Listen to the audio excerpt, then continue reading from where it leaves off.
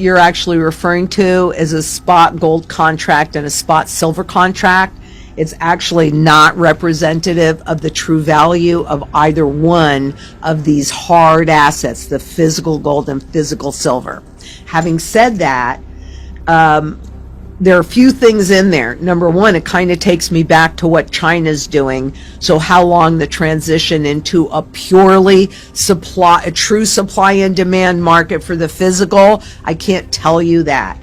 But what I can tell you is that this major spike that we've seen in the spot gold and silver prices, the underlying foundation started a year ago in January. And so none of this is a surprise, because what we're actually witnessing is a global loss of confidence in the dollar, in the U.S. as the financial leader, and a complete shakeup in the allegiances that we've seen around the world. I think, number one, yes, I do think that that's going to occur, because that's the only tool the central bank has. And understand that the interest rate is supposed to reflect the time value of money. But when you have an interest rate that is dropped, right? Like you said, the president wants to lower interest rates. Why do they want to lower interest rates? What does that actually mean? What that actually means is that the value of this stuff is too high, and they're going to reduce it, because lower interest rates means more borrowing, which means more money printing, which means less value for all the money out there. So do I think they're going to do it? Yeah, I absolutely think they're going to do it.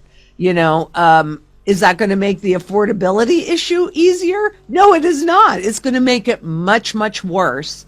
That will tip over whatever little bit of confidence yet remains with the public, and then that leads up to a massive crisis that would justify injecting a whole bunch of digital money into the system, so lowering the rates to print more. The real problem is, and I just pulled these numbers recently from the most current report from the Office of the Comptroller of the Currency, the OCC. It's available to everybody. It's actually I think it's an easy read, but they, on a quarterly basis, do a report on derivatives in the FDIC insured banking system. Behind the visible economy lies a vast and intricate web of financial instruments known as derivatives. These instruments are essentially leveraged bets tied to the movements of asset prices, currencies, interest rates, and even market volatility. While they are often used for hedging risk, they can also amplify it when used aggressively. According to reports from the Office of the Comptroller of the Currency, the total notional value of derivatives held within major banking systems stretches into the quadrillions of dollars. This number is so large that it dwarfs the size of the global economy itself. However, banks manage this exposure through accounting practices such as netting, where opposing contracts are offset against each other. On paper, this significantly reduces the perceived level of risk. But the reality may be far more complex. Global financial institutions like the Bank for International Settlements and the International Monetary Fund have repeatedly warned that these figures can be misleading.